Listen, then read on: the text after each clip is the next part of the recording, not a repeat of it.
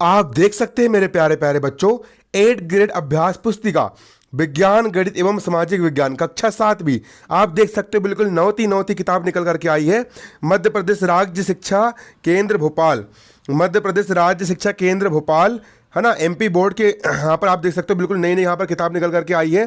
कक्षा 7वीं आप देख सकते हो पूरी किताब यहाँ पर, ये चारों तरफ से आप लोग को यहाँ पर दिखा देना चाहता हूँ। इस किताब को यहाँ पर हम पूरा का पूरा सोल्व करने जा रहे हैं और पूरा सटीक तरीके से इसको हम सोल्व करेंगे और इसको हम याद तैयार भी करेंगे, इसको हम याद भी करेंगे क्योंकि पेपर में आप लोग का आना ही आना है। तो चलिए हम शुरू करते हैं बच्चों। आप देख सकते हो उसको यहाँ पर हम खोल लेते हैं। पहला वीडियो है, इसका पहला वीडियो लेक्चर यहाँ पर आपको होने जा रहा है। ठीक है, आज हम यहाँ पर चैप्टर वन यहाँ पर मैंने पूरा सोल्व कर चुका हूँ। इस चैप्टर 1 को यहाँ पर हम पूरा का पूरा भरेंगे। ठीक है, चैप्टर 1 को यहाँ पर हम पूरा का पूरा करने वाले हैं, भरने वाले हैं। आप लोग को चैप्टर 1 पूरा का पूरा भरना है। ये देखिए आपका पहला पार्ट है ना, मैंने पूरा भर दिया हूँ। आप लोग को बिल्कुल घबराने की बिल्कुल ज़रूरत नहीं है। आप जो जो यहाँ पर लिखा हुआ है आपको वो समझाते जाऊँगा और आप लोग को भरवाते जाऊँगा। आप लोग को बिल्कुल पूरे में से पूरे नंबर मिलेंगे बच्चों। इसको याद भी करना है, इसको याद भी करना है, समझना भी है। आप देखिए, आपको याद भी नहीं करना पड़ेगा। आप लोग खाली वीडियो समझ लोगे ना तो आप लोग को वैसे ही नंबर मिल जाएंगे, क्योंकि मैं समझाता बहुत अच्छा हूँ।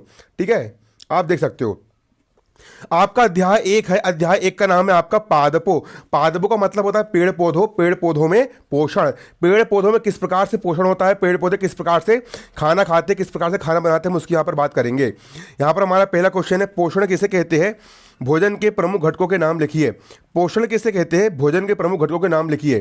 ठीक है, तो यहाँ पर उत्तर आएगा पोषण। सजीवों द्वारा, सजीव मतलब कि जो लोग जिंदा होते हैं उनके द्वारा, सजीवों द्वारा भोजन ग्रहण करने एवं इसके उपयोग की विधि को पोषण कहते हैं। जितने भी सजीव लोग होते हैं, जितने भी जिंदा लोग होते हैं, उनके द्वारा भोजन को ग्रहण करने एवं इसके उपयोग करने की विधि को पोषण कहते हैं। पौधों में भोजन के घटक कौन कौन से होते हैं? पेड़ पौधे जल, कार्बन डाइऑक्साइड और खनिज आदि, इन सब के माध्यम से अपना भोजन बनाते हैं। अगला आपका यहाँ पर दूसरे नंबर का प्रश्न है, पौधे के किस भाग द्वारा, पौधे के किस भाग को खाद्य की फैक्ट्रिया कहा जाता है? मतलब कहाँ पर खाना बनता है? तो आप लोग को पता है पत्तियों पर बनता है। पत्तियां पादप की खाद्य फैक्ट्रिया है, क्योंकि पत्तियों में सूर्य प्रकाश, जल, कार्बन डाइऑक्साइड और क्लोरोफिल की सहायता से भोजन का निर्माण होता है। पत्तियों में क्या होता है?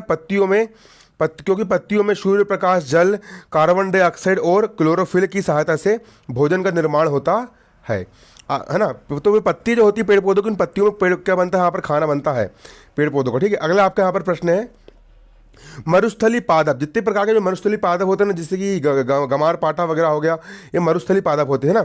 इनकी पत्तियां शल्क और शूल रूप में जाती है। इनकी पत्तियों में मतलब कांटे लग जाते हैं, जैसे है ना, कांटे लग जाते हैं। तो मरुस्थली पौधों में बात उत्सर्जन द्वारा जल क्षय को कम करने के लिए जो पत्ती होती है ना, पत्ती से पानी बाहर बहते रहता है। ठीक है, पौधों में। लेकिन मरुस्थल मतलब रेगिस्तान में एक तो बेसिक पानी कम रहता है और ऊपर से पानी निकल जाएगा तो पेड़ पौधे जीवित नहीं रह पाएंगे। इसलिए जल को कम करने के लिए पत्तियां शल्क अथवा शूल रूप धारण कर लेती है, मतलब कि शूल बन जाती है, मतलब कांटे बन जाती है। इन पादपों के तने हरे होते हैं और इनके तने कैसे होते हैं? हरे होते हैं, जो प्रकाश संश्लेषण का कार्य करते हैं। तो मरुस्थली पौधों में जो तने होते हैं, तने क्या करते हैं? तने जो होते हैं, तने वो प्रकाश संश्लेषण का कार्य करते हैं। आप देख सकते हो आपके यहाँ पर अगला चौथा नंबर का यहाँ पर प्रश्न क्या है? आपके चौथे नंबर का प्रश्न यहाँ पर क्या कह रहा है? देखिए ये आपका चौथे नंबर का प्रश्न है। आपके चौथे नंबर का प्रश्न यहाँ पर ये कह रहा है, देखिए ये लिखा है। ठीक है ना, आपका प्रश्न यहाँ पर ये है, जड़ द्वारा अवशोषित जल, जो जड़ होती है, जड़ मतलब कि पानी को सोखती है, और खनिज पत्ती तक किस प्रकार पहुँचती है? तो जल एवं खनिज वाहिकाओं द्वारा, जो नलियाँ होती है पेड़ पौधों के अंदर, जो वाहिकाएँ होती है, वाहिकाओं द्वारा पत्तियों तक पहुँचाई जाती है। किसके द्वारा? वाहिकाओं द्वारा पत्तियों तक पहुँचाई जाती है। ये वाहिकाएँ नली के समान होती है। किसके समान होती है? नली के समान होती है। तथा जड़ एवं तना शाखाओं पत्तियों तक फैली होती है, और जड़, तना, पत्ती एवं शाखा तक फैली होती है हमारी वाहिका। ठीक है, आपका अगला प्रश्न 5वें नंबर का प्रश्न है। आपका अगला प्रश्न 5वें नंबर का आपका प्रश्न देख सकते हो, स्वपोषी और विषमपोषी पौधों को वर्गीकृत कीजिए। स्वपोषी पौधे किसे कहते हैं? स्वपोषी और विषमपोषी किसे कहते हैं? देखिए, पेड़ पौधे जो होते हैं वो अपना भोजन स्वयं बनाते हैं, तो इसको अपन स्वपोषी कहेंगे।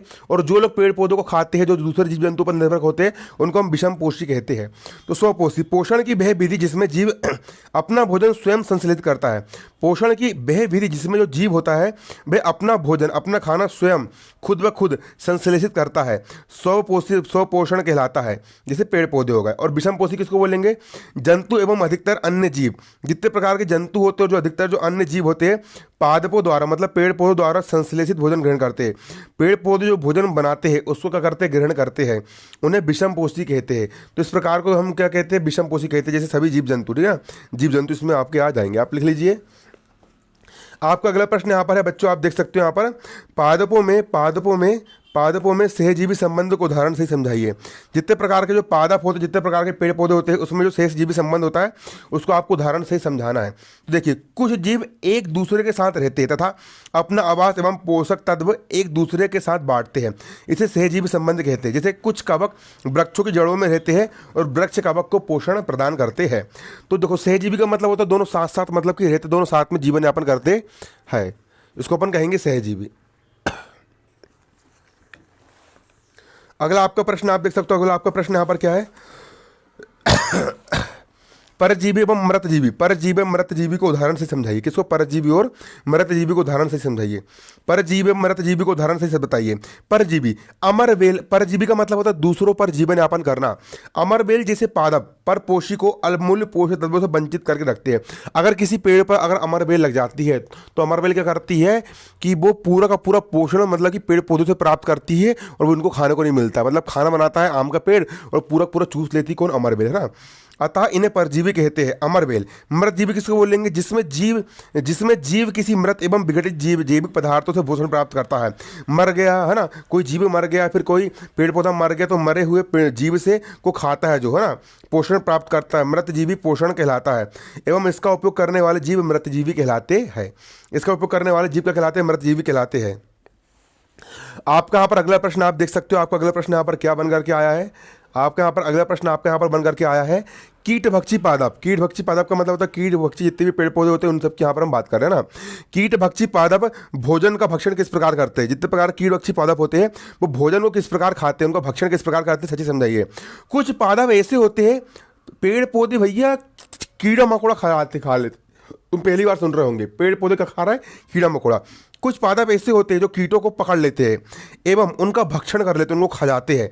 इनमें पत्ते का शीर्ष भाग घड़े का ढक्कन बनाता है। आप देख सकते हो पत्ते का जो शीर्ष भाग होता है, ये पत्ता हो गया, इस प्रकार के पेड़ पौधे होते हैं, ठीक है ना, यहाँ से ये निकलता है ना, ये पत्ते का जो शीर्ष भाग होता है घड़े का पूरा ढक्कन बना लेता है, ढक्कन बनाता है। घड़े के अंदर अनेक रोम होते हैं, घड़े के अंदर अनेक प्रकार के रोम होते हैं, यहाँ पर कीट फंस जाता है ना, जो कीटों जो नीचे की ओर ढके रहते हैं, इनमें कीट आकर्षित होकर फंस जाता है। कीट क्या होता है? आकर्षित होकर फंस जाता है एवं उसका पाचन हो जाता है। कीट जैसे इस पर बैठता है, रक्त से फिसल कर अंदर चल जाता है, बाहर निकल पाता है और पेड़ पौधे उसको पचा के खा जाते हैं, पाचन हो जाता है। ऐसे पौधों को कीटभक्षी पादप कहते हैं। एग्जाम्पल घटपर्णी। और आपको यहाँ पर चित्र यहाँ पर बना लेना है, ठीक है, आपको यहाँ पर क्या बना लेना है? चित्र यहाँ पर बना लेना है। आपका यहाँ पर अगला प्रश्न आप देख सकते हो, आपका अगला प्रश्न यहाँ पर क्या है? आपका यहाँ पर अगला प्रश्न विद्यार्थियों देखिए, ये आपका प्रश्न है, प्रकाश संश्लेषण का प्रभाव, प्रकाश संश्लेषण क्रिया का प्रभाव चित्र बनाकर समझाइए। प्रकाश संश्लेषण के दौरान पत्ती को क्लोरोफिल युक्त कोशिकाएं सूर्य के प्रकाश की उपस्थिति में CO2 एवं जल से कार्बोहाइड्रेट का संश्लेषण करती है। ये देख लीजिए, पेड़ पौधे को जो होते हैं ना, कार्बन डाइऑक्साइड और जल की उपस्थिति में और क्लोरोफिल की उपस्थिति में, सूर्य प्रकाश की उपस्थिति में कार्बोहाइड्रेट मतलब C6H12O6 बना लेते हैं ना, है ना, और ऑक्सीजन गैस से बाहर निकलती है और ऊर्जा भी यहाँ से बाहर निकलती है। फिर आपको यहाँ पर चित्र भी बना लेना है इस प्रकार का। ये देखो, ये पौधा है, फूल का पेड़ है, फूल का झाड़ है, हाँ, फूल का पौधा है। यहाँ पर सूर्य है, सूर्य से यहाँ पर रोशनी आ रही है, कार्बन डाइऑक्साइड गैस इसने ले ली, ऑक्सीजन गैस बाहर निकाल दिया। ये आपकी पत्ती है, ये पत्ती के अंदर की द्वार कोशिकाएं है, ये रंध्री आपका यहाँ पर द्वार है। आपका अगला प्रश्न क्या आप यहाँ पर देख सकते हो, आपका अगला प्रश्न यहाँ पर है, मृदा पोषक तत्वों की पुनः पूर्ति किस प्रकार होती है? मृदा पे पोषक तत्व किस प्रकार से फिर से आते हैं ना, तो पादप मृदा से खनिज पोषक तत्व अवशोषित करते हैं। जितने प्रकार के पेड़ पौधे होते हैं, पादप होते हैं, वो मृदा से क्या करते हैं? खनिज पोषक तत्व अवशोषित करते हैं। मृदा में इनकी मात्रा कम होती जाती है। उर्वरक खाद में नाइट्रोजन, पोटेशियम, फास्फोरस जैसे पोषक तत्व होते हैं। पादपों द्वारा लगातार उपयोग करने से मृदा में इनकी मात्रा कम होती जाती है। इसलिए मृदा को इन पोषक तत्वों से समृद्ध करने के लिए भूमि में खाद मिलाने की आवश्यकता होती है। है ना। यदि हमें पादप के पोषण की आवश्यकता के बारे में ज्ञान हो तो हम न केवल पादपों को उगा सकते हैं बल्कि इन्हें स्वस्थ भी रख सकते हैं। ये आपका होगा चैप्टर 1, आपका होगा एंड। अब अगले वीडियो में आप लोग को चैप्टर 2 मिलेगा, चैनल पर प्लेलिस्ट में बना दूंगा, अब वहाँ पर जाकर के कंटिन्यू वीडियो देखते जाना। धन्यवाद, जय हिंद, जय भारत। ठीक है बच्चों, आप यहाँ पर देख सकते हो, आपके यहाँ पर अमन सर आपके ये रहे, मैं आप लोग के लिए यहाँ पर वीडियो लेकर के आ रहा हूँ।